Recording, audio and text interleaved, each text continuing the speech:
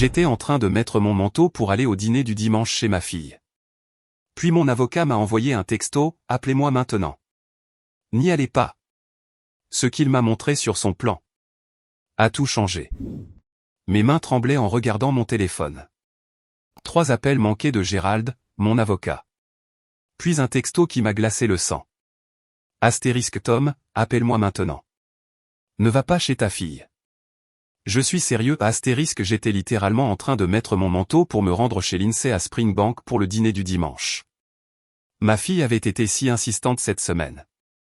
Papa, tu ne viens plus jamais. Les enfants s'ennuient de toi. Je prépare ton rôti de bœuf préféré. Comment aurais-je pu dire non à ça? Mais le texto de Gérald a tout changé. Je me suis rassis sur mon canapé en cuir, celui que Margaret et moi avions choisi il y a 32 ans lorsque nous avons acheté cette maison à Mount Royal. Ma défunte femme saurait quoi faire. Elle le savait toujours. Mais elle était partie depuis 4 ans maintenant, et je naviguais seul dans ce monde depuis. J'ai composé le numéro de Gérald avec des doigts tremblants. Tom. Sa voix était tendue, professionnelle, mais je pouvais entendre l'inquiétude en dessous. Où es-tu en ce moment? Es-tu seul? Je suis à la maison, Gérald. Qu'est-ce qui se passe? Tu me fais peur. Bien. Reste là. Verrouille tes portes. J'arrive. Nous devons parler en personne, et tu dois voir des documents que j'ai reçus ce matin. 20 minutes plus tard, Gérald était assis en face de moi à ma table de salle à manger, étalant des papiers entre nous comme s'ils étaient des preuves sur une scène de crime, ce qui, je suppose, était le cas. Tom, il y a 3 jours, ta fille Lindsay et son mari Derek ont déposé une requête auprès de la cour du banc de la reine. Il fit une pause, me regardant avec ses yeux sérieux d'avocat. Ils demandent à te faire déclarer mentalement inapte. Ils veulent devenir tes tuteurs légaux et prendre le contrôle de tous tes biens. Les mots m'ont frappé comme un coup de poing. J'ai vraiment eu le vertige. C'est de la folie. J'ai 67 ans, pas 97. Je fais du bénévolat à la banque alimentaire. Je gère mes propres investissements. Je viens de renouveler mon permis de conduire le mois dernier sans aucun problème. Ma voix montait, la panique s'installait. Pourquoi ferait-il ça? Gérald a glissé un autre document vers moi. À cause de ça. Ta maison vaut maintenant environ 2,4 millions d'euros. Ton portefeuille d'investissement est évalué à 1,8 million. Ta pension et tes économies portent ton patrimoine total à un peu plus de 5 millions d'euros. Je savais que j'étais à l'aise. Margaret et moi avions travaillé dur, épargné soigneusement, investi judicieusement. J'avais passé 35 ans comme ingénieur pétrolier avant de prendre ma retraite. Mais l'entendre exposé comme ça, si clinique, si ciblé. Lindsay connaît la valeur de la maison, dis-je lentement. Nous avons parlé du marché immobilier de Calgary à Noël dernier. Elle a plaisanté en disant que j'étais assis sur une mine d'or. Ce n'était pas une blague, Tom. Gérald a ouvert son ordinateur portable et l'a tourné vers moi. Regarde ça. Ta fille et Derek ont de graves problèmes financiers. Ils ont acheté cette maison de 450 mètres carrés à Springbank Hills il y a 3 ans. Un prêt hypothécaire de 650 000 euros. Puis Derek l'a convaincu d'investir dans l'entreprise de crypto-monnaie de son partenaire d'affaires. Ils ont perdu 400 000 euros. L'école privée de ton petit-fils Josh coûte 38 000 euros par an. Leurs impôts fonciers s'élèvent à eux seuls à 22 000 euros par an. Je fixais l'écran, l'esprit en ébullition. Comment sais-tu tout ça? Parce que leur situation financière fait partie de leur requête. Ils soutiennent qu'ils doivent protéger tes biens de ton état mental déclinant avant que tu ne prennes des décisions irresponsables avec ton argent. Et Tom, il me regarda avec quelque chose qui ressemblait à de la pitié, il monte un dossier contre toi depuis au moins 6 mois. Il m'a montré les preuves. Des photos de moi assez fouet, ayant apparemment l'air confus dans le rayon des céréales. J'essayais juste de trouver la marque que Margaret avait l'habitude d'acheter. Une déclaration de leur médecin de famille, le docteur Patel, notant que j'avais semblé désorienté lors d'un bilan de santé. J'avais eu un gros rhume ce jour-là et j'avais oublié quels médicaments je prenais déjà. Une conversation enregistrée où je ne me souvenais prétendument pas de mon propre numéro de téléphone. Je leur avais donné mon ancien numéro d'avant mon changement de fournisseur. Chaque moment normal de la vie d'une personne vieillissante, tordue en preuve d'incompétence. Mais c'est de la fraude, dis-je, la voix creuse. C'est de la maltraitance des aînés. Oui, c'est ça. Et malheureusement, Tom, ça devient de plus en plus courant. Des enfants adultes qui s'en prennent au patrimoine de leurs parents avant leur mort. Les tribunaux voient de plus en plus de cas de ce genre. Gérald ferma son ordinateur portable. L'audience est prévue dans 2 semaines. Ils ont agi rapidement, espérant probablement te prendre au dépourvu. Qu'est-ce qui se passe s'ils gagnent? Ils deviennent tes tuteurs légaux. Ils contrôlent tes comptes bancaires, tes investissements, ta maison. Ils peuvent vendre ta propriété, te placer en résidence assistée, prendre toutes tes décisions médicales. Tu perdrais essentiellement ton autonomie complètement. Et Tom, il se pencha en avant, d'après leur situation financière, j'estimerais qu'ils mettraient ta maison sur le marché dans les 3 mois. La maison où Margaret et moi avions élevé Lindsay. Où nous organisions les dîners de Noël et les fêtes d'anniversaire, où nous avions planté le jardin ensemble, où elle avait rendu son dernier souffle dans notre chambre à l'étage, en me tenant la main. Ils ne peuvent pas faire ça, murmurai-je. Lindsay ne le ferait pas. C'est ma fille. Je suis désolé, Tom, mais les preuves suggèrent le contraire. Ils ont planifié ça soigneusement. Ils ont attendu que tu aies ce petit accident de voiture l'année dernière. Ils ont documenté chaque fois que tu as oublié un nom ou manqué un rendez-vous. Ils ont construit un récit. Je me suis souvenu de cet accident. Je rentrais de l'épicerie quand un adolescent a grillé un feu rouge et m'a percuté. Le rapport de police indiquait clairement que je n'étais pas en faute. Mais maintenant, je comprenais pourquoi Lindsay avait été si insistante pour venir à tous mes rendez-vous chez le médecin après ça. Pourquoi elle avait commencé à prendre des notes sur son téléphone chaque fois que nous parlions. Elle rassemblait des munitions. Que dois-je faire? Je me sentais perdu, trahi, en colère et terrifié, tout à la fois. Gérald se redressa, son expression passant de la sympathie à la stratégie. Nous nous défendons, et nous nous défendons intelligemment. Mais Tom, j'ai besoin de savoir, es-tu préparé à ce que cela pourrait signifier? Ce n'est pas seulement une bataille juridique. Ça va déchirer ta famille. J'ai pensé à Lindsay quand elle était petite fille. Comment elle grimpait sur mes genoux et me demandait de lui lire des histoires pour s'endormir. Comment elle avait pleuré aux funérailles de Margaret, s'accrochant à moi comme si j'étais son ancre. Comment elle m'avait dit qu'elle m'aimait la semaine dernière encore. Mais ensuite, j'ai pensé à ce qu'elle essayait de faire maintenant. La trahison, la tromperie calculée, la volonté de détruire la dignité et l'indépendance de son propre père pour de l'argent. Dis-moi ce que nous devons faire. Gérald sourit, mais ce n'était pas un sourire heureux. C'était le sourire d'un avocat qui venait d'obtenir la permission de partir en guerre. Premièrement, nous allons tout documenter. À partir de maintenant, tu vas tenir un journal détaillé. Ce que tu fais chaque jour, à qui tu parles, chaque décision cohérente que tu prends. Je veux des horodatages, des détails, des preuves que tu es sain d'esprit. D'accord. Deuxièmement, nous allons te faire évaluer par un psychiatre indépendant. Pas ton médecin de famille qu'ils ont déjà influencé, mais un spécialiste de la santé mentale gériatrique. Quelqu'un qui peut témoigner que tu es cognitivement sain. Très bien. Troisièmement, et c'est crucial, Tom, tu ne dois pas leur faire savoir que tu sais. Tu dois agir normalement. S'ils réalisent que nous les avons démasqués, ils pourraient accélérer leur plan ou détruire des preuves. Cette invitation à dîner prenait soudain un sens horrible. Ils me voulaient là-bas ce soir pour une raison, n'est-ce pas? Je soupçonne qu'ils prévoyaient de te faire signer quelque chose. Peut-être un document de procuration glissé parmi d'autres papiers. Juste une planification financière de routine, papa. Ou ils auraient pu mettre en scène quelque chose, t'enregistrer ayant un épisode de confusion pour l'utiliser comme preuve supplémentaire. La manipulation était à couper le souffle. Comment a-t-elle pu me faire ça? Les mots sortirent brisés, et je réalisais que je pleurais. 67 ans et mon propre enfant m'avaient réduit aux larmes. Gérald posa une main sur mon épaule. Je pratique le droit depuis 30 ans, Tom. J'ai vu ça trop de fois. L'argent change les gens. Ou peut-être révèle-t-il qui ils étaient vraiment depuis le début. La semaine suivante, j'ai suivi les instructions de Gérald à la lettre. J'ai tenu des journaux détaillés, notant tout, de mes temps de mots croisés du matin à mes quarts de bénévolat à la Banque alimentaire de Calgary. J'ai rencontré le docteur Sarah Chen, une psychiatre gériatrique qui m'a fait passer une batterie de tests cognitifs. J'ai obtenu des résultats bien supérieurs à la moyenne pour mon groupe d'âge. Monsieur Morrison, a dit le docteur Chen après notre 3e séance, je peux affirmer avec une confiance professionnelle totale que vous ne montrez aucun signe de déclin cognitif, de démence ou d'incompétence mentale. Votre mémoire est excellente, votre raisonnement est vif et votre jugement est sain. En fait, vous êtes plus vif que beaucoup de gens de la moitié de votre âge. Mais le plus dur était de prétendre que tout était normal avec Lindsay.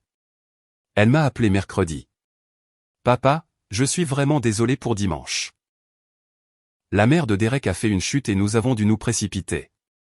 Pouvons-nous reporter à ce week-end?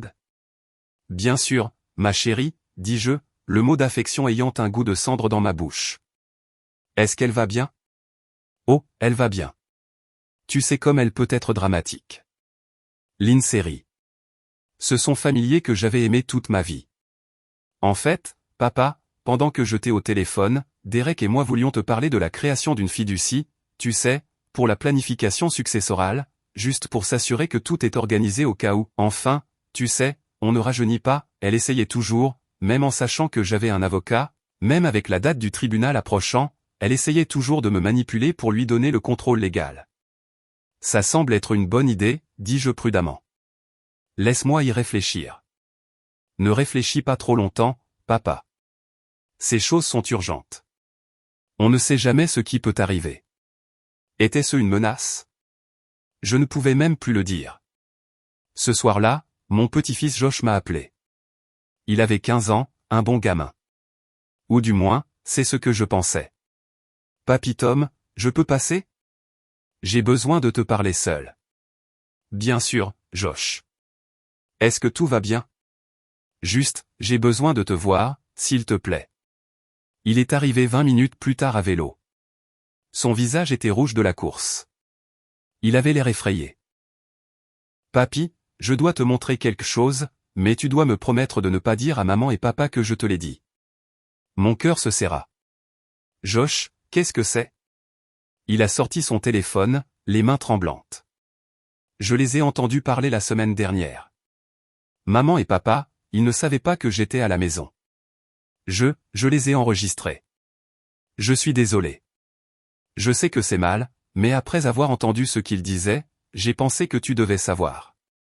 Il a appuyé sur lecture, et la voix de ma fille a rempli ma cuisine, je te le dis, Derek, l'audience est dans 2 semaines. Gerald Morrison est peut-être son avocat, mais nous avons la déclaration du docteur Patel. Nous avons les photos. Nous avons tout documenté. La voix de Derek a répondu, et si ton père se bat? Avec quoi? Nous avons été systématiques. Chaque oubli, chaque rendez-vous manqué, chaque fois qu'il a semblé confus. Le juge verra un schéma de déclin cognitif.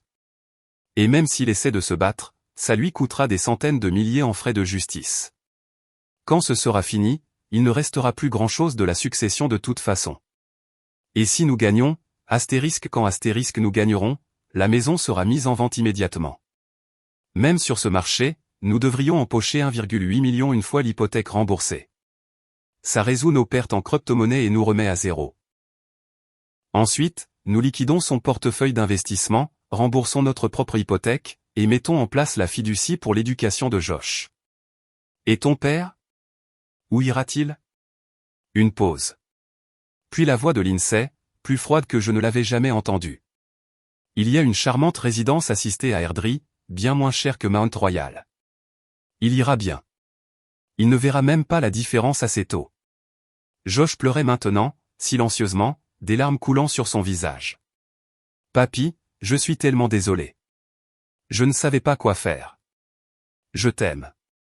Et il parle de toi comme si tu étais déjà, comme si tu n'étais même plus une personne. J'ai serré mon petit-fils dans mes bras. Ce gamin courageux qui venait de trahir ses propres parents pour protéger son grand-père. Tu as fait ce qu'il fallait, Josh. Tu as fait exactement ce qu'il fallait. Vont-ils vraiment prendre ta maison? La maison où toi et mamie avez vécu? Pas si je peux l'empêcher, mon grand. Pas si je peux l'empêcher. J'ai appelé Gérald immédiatement. Quand il a entendu l'enregistrement, il est resté silencieux un long moment. Tom, ça change tout. C'est une preuve directe de fraude et de maltraitance des aînés. Avec cet enregistrement, nous ne nous contentons pas de nous défendre contre leurs requêtes. Nous passons à l'offensive. Qu'est-ce que tu veux dire? Je veux dire que nous déposons une demande conventionnelle. Fraude, tentative d'exploitation financière d'une personne vulnérable, complot en vue de commettre un vol. Et Tom, nous allons nous assurer que chaque juge de la cour du banc de la reine sache exactement ce que ta fille a essayé de faire. L'audience est arrivée plus vite que je ne le voulais.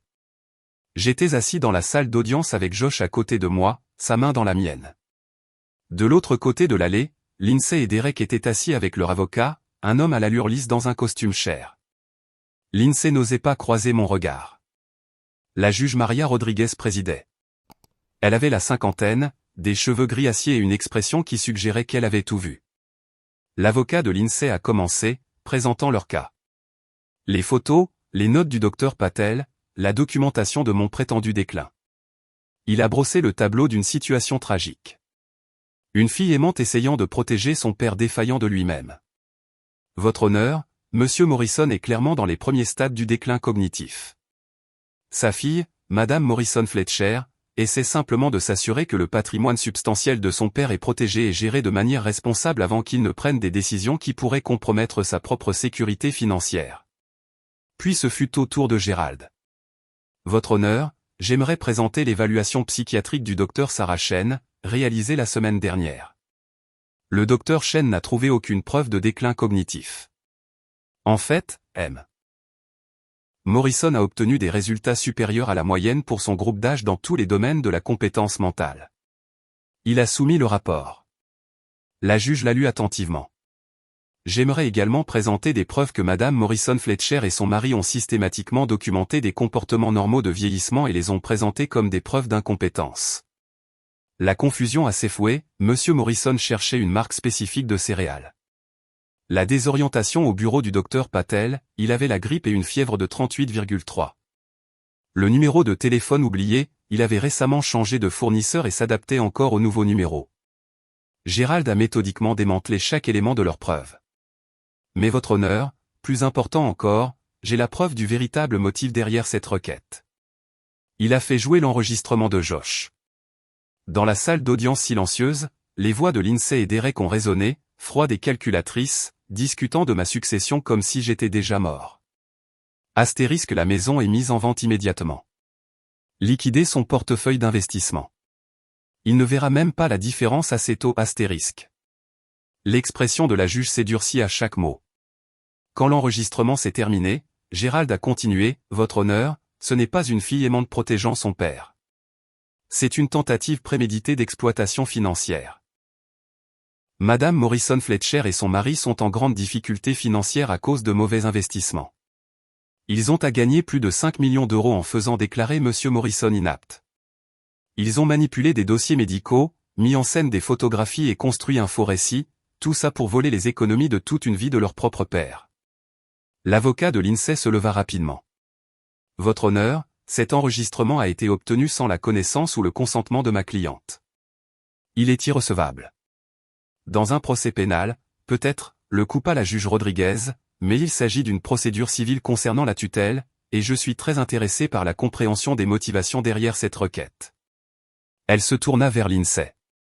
Madame Morrison Fletcher, souhaitez-vous m'expliquer pourquoi vous discutez de la vente de la maison de votre père et de la liquidation de ses biens alors qu'il est assis dans cette salle d'audience, clairement sain d'esprit? Lindsay ouvrit la bouche, mais aucun mot ne sortit. Votre honneur, réussit-elle finalement à dire, cet enregistrement a été sorti de son contexte. Nous discutions simplement d'une planification successorale hypothétique.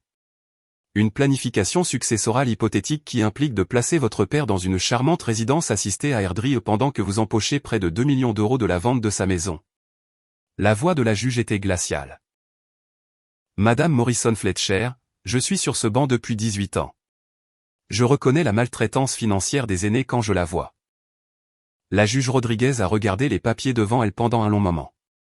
Puis elle a regardé directement Lindsay et Derek. Je rejette cette requête avec préjudice, ce qui signifie qu'elle ne peut pas être redéposée. De plus, j'émets une ordonnance restrictive.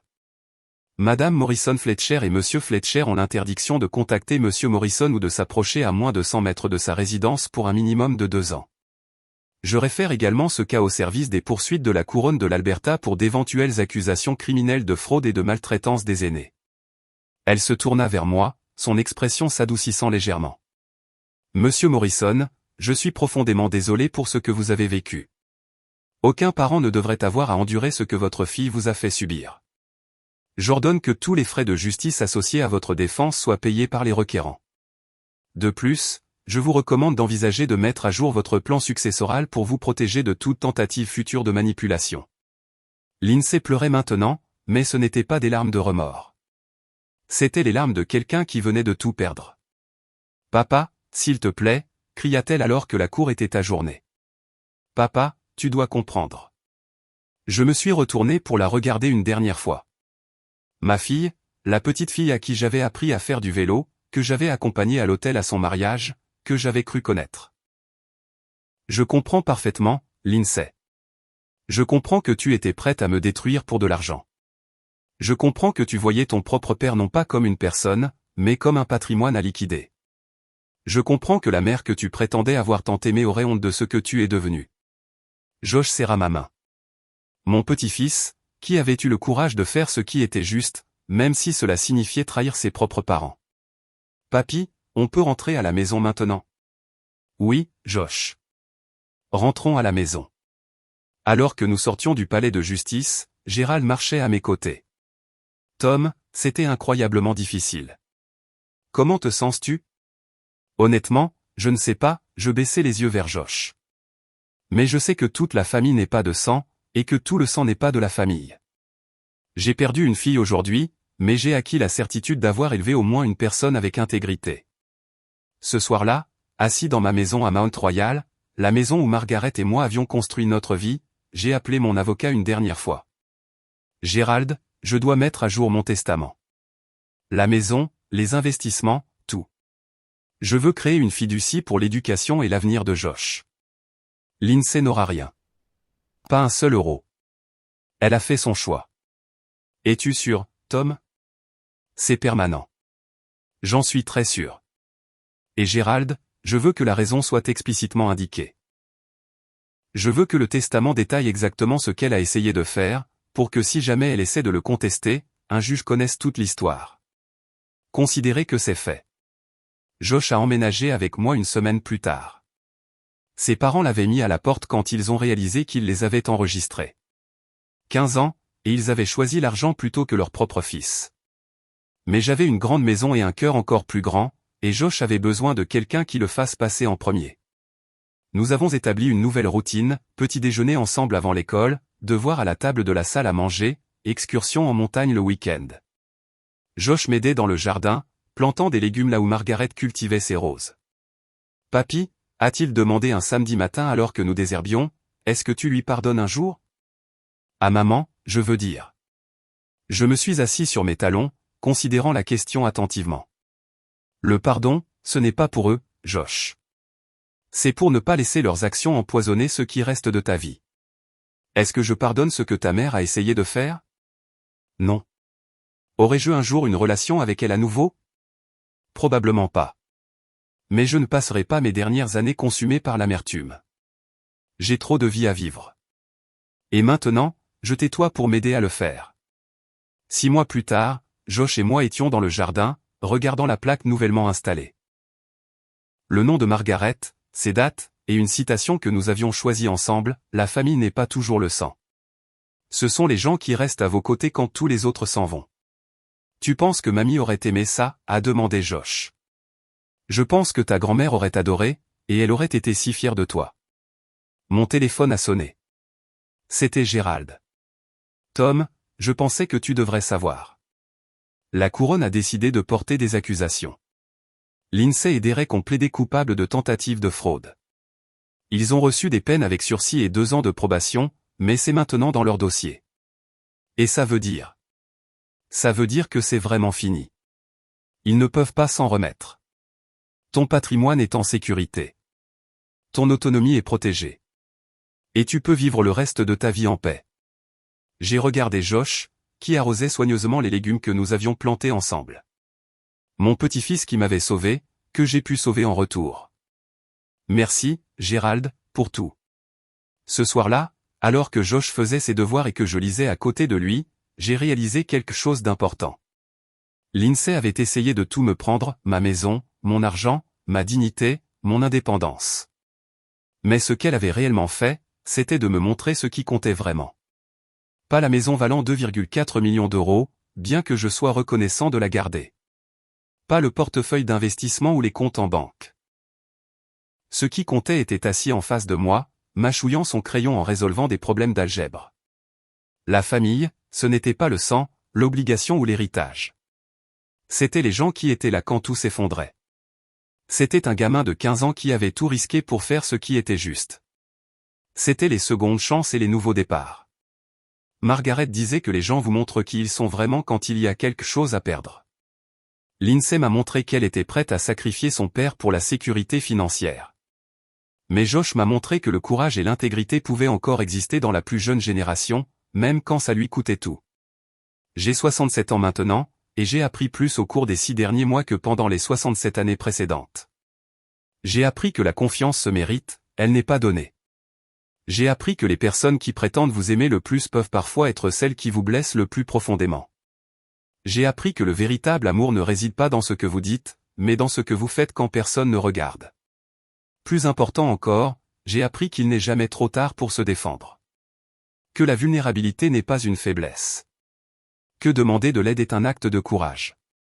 Que se battre contre ceux qui voudraient profiter de vous n'est pas de la vengeance. C'est de l'autopréservation. À tous ceux qui pourraient être confrontés à une situation similaire, laissez-moi vous dire ceci, si quelqu'un dans votre famille essaie de vous déclarer inapte, de prendre le contrôle de votre vie, de voler ce pourquoi vous avez travaillé, battez-vous. Prenez un avocat. Documentez tout. Faites confiance à votre instinct. Et rappelez-vous que vous avez une valeur au-delà de votre compte en banque, une valeur au-delà de vos biens. Vous n'êtes pas fou. Vous n'êtes pas confus. Vous n'êtes pas paranoïaque. Si quelqu'un essaie systématiquement de saper votre compétence, c'est parce qu'il veut quelque chose astérisque de astérisque vous, pas astérisque pour astérisque vous.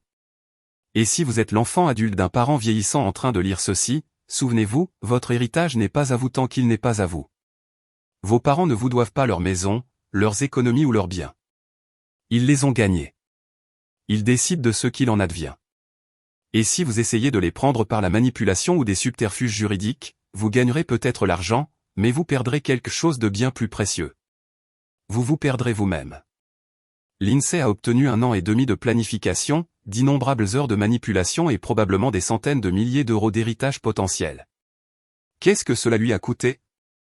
Son père, son fils, sa réputation et son amour-propre. Est-ce que ça en valait la peine? Il faudrait lui demander. Mais je soupçonne que dans ces moments de calme, elle connaît la réponse. Quant à moi, j'ai un petit-fils à élever, des légumes à faire pousser et beaucoup de vie à vivre. La maison de Mount Royal n'est plus seulement un bien valant des millions. C'est un foyer. C'est là que Josh apprend à devenir un homme intègre. C'est là que les souvenirs de Margaret persistent encore dans chaque coin. C'est là que justice a été rendue et que la famille a été redéfinie. Et ça vaut plus que tout l'argent du monde.